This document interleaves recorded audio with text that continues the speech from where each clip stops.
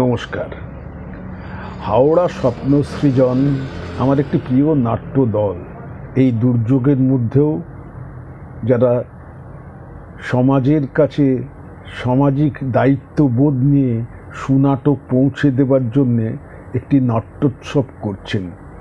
10ই December থেকে 12ই December পর্যন্ত রামগোপাল মঞ্চে প্রতিদিন 5টা থেকে এই রকম কয়েকটি সুপরিকল্পিত নাটকের অনুষ্ঠান তারা করছেন।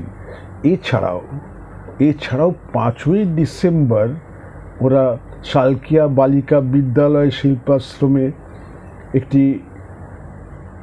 সেমিনারের আয়োজন করেছেন। তার বিষয় হচ্ছে এই সময়ে থিয়েটার ও বিকল্প ব্যবস্থা। খুবই একটি জরুরি বিষয় এবং এই সেমিনারে আলোচনা করবেন আমাদের বিশিষ্ট বাংলা থিয়েটারের বিশিষ্ট প্রবীণ এবং নবীন নাট্যকর্মীরা। আমি আশা করব আপনারা সবাই স্বপ্ন সৃজনের এই অনুষ্ঠানগুলিকে সার্থক করে তুলুন।